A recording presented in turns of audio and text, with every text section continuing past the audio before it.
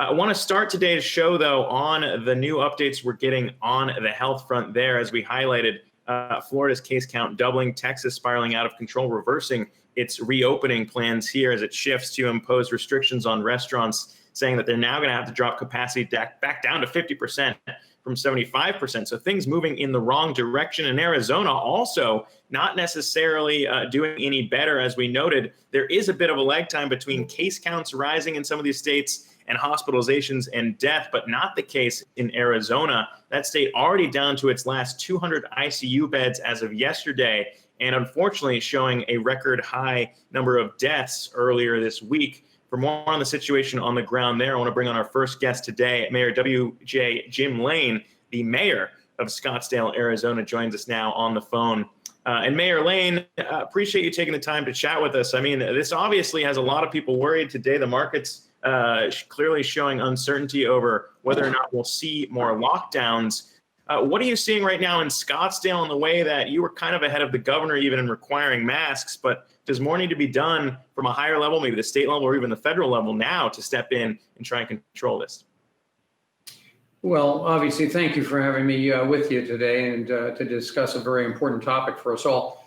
Yeah, from the beginning of our reopening, obviously our statistics were going in the right direction at that point in time, and that's what justified it. But as we look at, all the stats, some of which you've just recounted, but the primary ones for me were the percentages of positives that were coming off. We were doing a great deal more in the way of testing, and the number of cases were undoubtedly going to increase. But the fact that the percentage went from about 5% positive on those tests to now stands at about 21%. I think that puts us at the top of the list, according to any list that I've seen in that regard. And that has a corresponding effect of how much, even though not all of those are going to require hospitalization, there is a calculated effect as to the extent, the number of hospitalizations that are required on that increased number of contaminations or infections. So healthcare resources and the extent of positives and the increase into 1 out of 5 range of testing positive had a great deal to do with the actions I had to take, and under our emergency health declaration. Mm-hmm. So it's one of those things we're working through. We want to stay open. Obviously, it's not easy, and some businesses are really not conducive to the distancing issue. And you talked about capacity. We've made some recommendations, even though we don't have authority from the governor to say this. We've looked to some institutions to go to the 50% as just a control factor for them. Well, you talk about capacity issues there. I mean, outside of the ICU bed capacity issue, I mean, we're talking about policy changes that need to be implemented here. And you had moved ahead of the state when you enacted that mandatory mask order there that went into effect June 19th. Still, though, Arizona is a state where the governor is leaving it to people like you, the mayor, to kind of set these policies at that level. But in Scottsdale, you've even seen a few businesses not adhere to your order as well. A bar there, Riot House, was charged with a misdemeanor. It's not often you see that happening, but because they weren't adhering to the guidelines that you put in place, could be problematic in terms of adding to cases. So what's your take on maybe enforcing these policies, as people would applaud you for putting them in place? But if businesses aren't adhering to them, how does that necessarily maybe lead to everything getting worse? Well, number one, I just would like to say that what has been enforced, and specifically with Riot House, is that they were not able to comply with their stated and understood protocol plan. And that is something that came to us directly from the governor. We did not institute that. I'm not saying we would not have, and certainly we accept it by virtue of his order. But that's the first violation. And these plans previously had to be submitted to the municipality, and in this case, certainly to Scottsdale PD.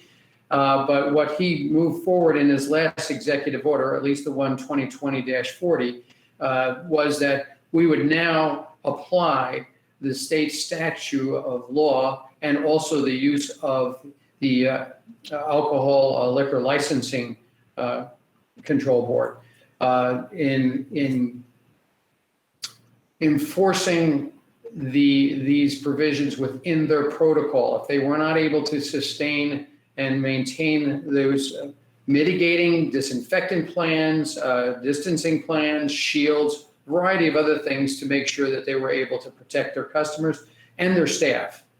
So that's what that's operated on. Nothing's really happened yet with them on the mask, but we still have that in place, and that was authority that was given specifically to the municipalities to enforce. Well, Scottsdale is in a little bit of a unique situation with regard to our entertainment and our visitors and that, so it's an added component for us to consider. Well, let me double down on that push then there, Mayor, because we are talking about moves that kind of seem inevitable here. Yesterday, we got the update from Texas Governor Greg Abbott saying that he would be pausing the state's reopening plans, and then today delivering the update there that he would be shutting down bars as well as cutting capacity at restaurants from 75% to 50%. So if that trend plays out in your state as well, do you see it kind of inevitable that you guys will have to institute this rollback of reopening on a similar scale in Scottsdale?